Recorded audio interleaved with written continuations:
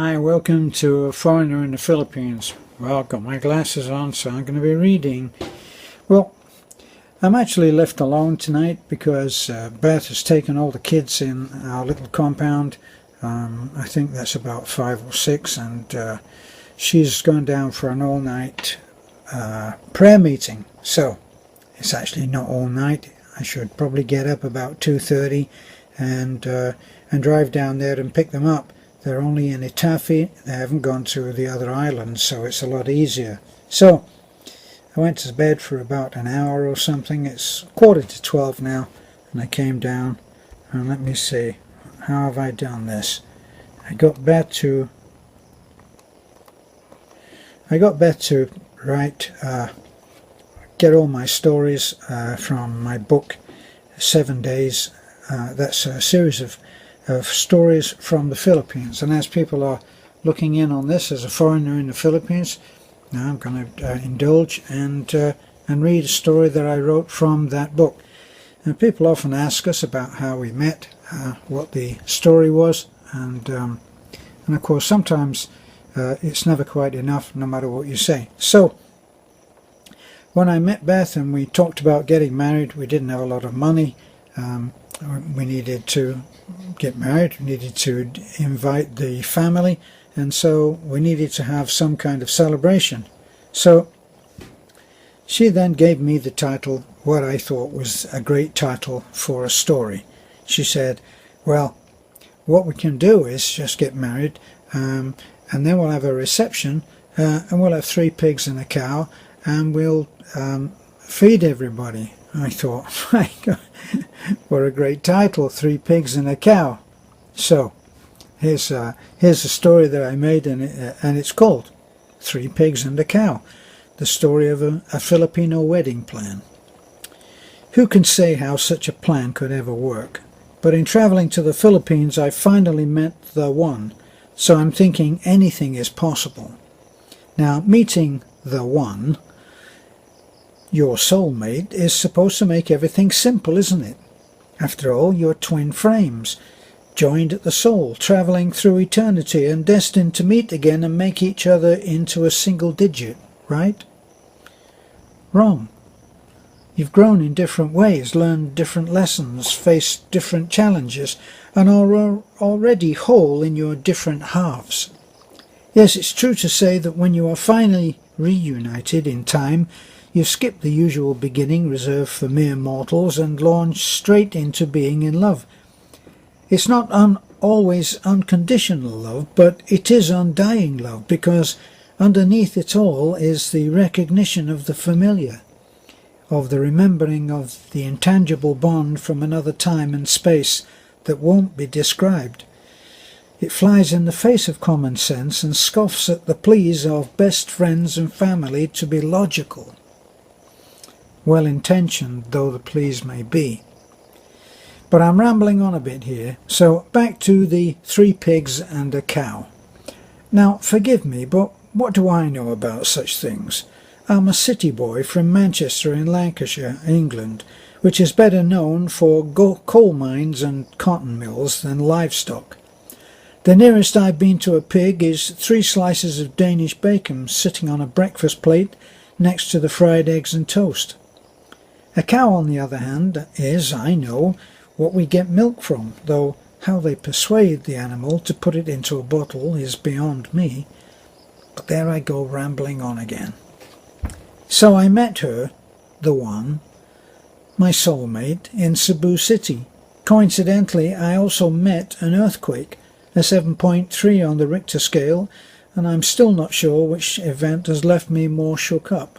Let's just say I'm still feeling the aftershocks of meeting Beth, my lovely Filipino lady. 5'2", 95 pounds and 7.4 on the Richter scale. But back again to the 3 pigs and a cow, and you are forgiven for wondering what they have to do with planning a wedding. Let's start at the beginning.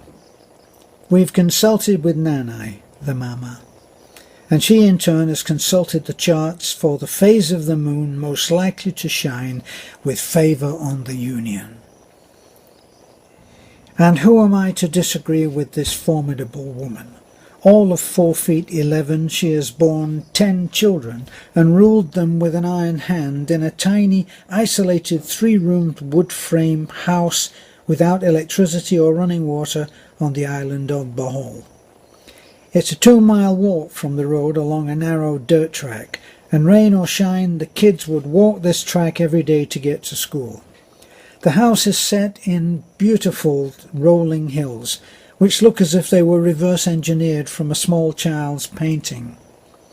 They simply rise out of the ground like upturned plant pots, and from the house they are all the eye can see in any direction, not another single house.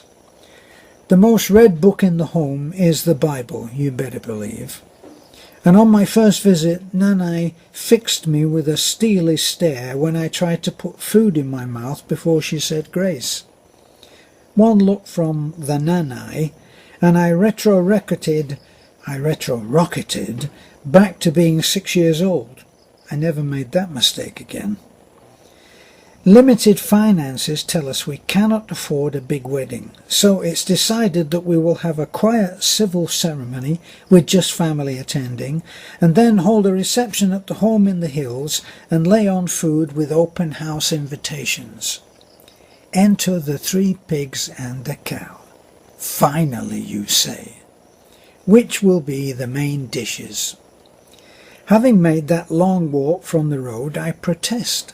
We're in the middle of nowhere. Nobody will come. It's explained to me that if there is food, everyone will come. Well, I'm not done yet. Us city boys are not stupid, you know. And how are we going to carry 3 pigs and a cow up a 2-mile narrow dirt track, may I ask? There is a moment of silence in which I believe that I have made my point. Thank you very much. I am fixed with a withering stare by this whole family of farmers and fishermen before being gently taken to one side by Beth, where I am treated to the same patience normally afforded a babbling idiot. She sits me down and explains slowly, as is appropriate when talking to someone of extremely limited intelligence, that a cow, or the cow, and the pigs will be alive and will walk to the house. In fact, the cow may even carry whoever brings them on its back. But what happens then, I ask, even as images of the period of mayhem and slaughter that must precede the arrival of that part of the pig that represents my 3 slices of breakfast bacon hit home? My mind is filled with the silent questions that for a lifetime I have managed to avoid asking about exactly how meat arrives on the plate. Oh, for pity's sake, now I'm imagining the squealing, terrified pigs scattering about the yard trying to escape the knife, especially the 2nd and the 3rd pigs, who now know exactly what's waiting for them. This is not to mention the cow, which is spooked at the smell of blood and is kicking the side of the house down. It's a cow, for crying out loud. I mean, those things are huge. What if it falls on someone? And all this blood and bodies will be the glorious start to my wedded bliss? No, no, no. Time to draw down my old familiar curtain of denial and learned ignorance, which was always bliss. Nope. I've made up my mind. Bacon is still just bacon and has always come in slices and hermetically sealed. Nope. I've made up my mind. Bacon is still just bacon and has always come in slices and hermetically sealed in plastic. And don't even talk to me about beef. The remainder of the planning meeting passed in a blur. When it's announced that everything is agreed and the plan is in place, the remainder of the planning meeting passes in a blur. When it's announced that everything's agreed and the plan is in place, I heave a sigh of relief. It seems I will not be involved in anything that requires the mindset of an adult, and will be sent out to play with the children at the beach. It works for me. Now, does anybody have 3 pigs and a cow they want to get rid of? So one of the things as a writer when you are creating short stories is you have to get to the point so that people are drawn into what's happening fairly quickly. And sometimes a great title is what is probably the most magnetic part of the story. If you don't have a great title, why will anybody bother to look at it? And 3 Pigs and a Cow always seemed like a great title to me.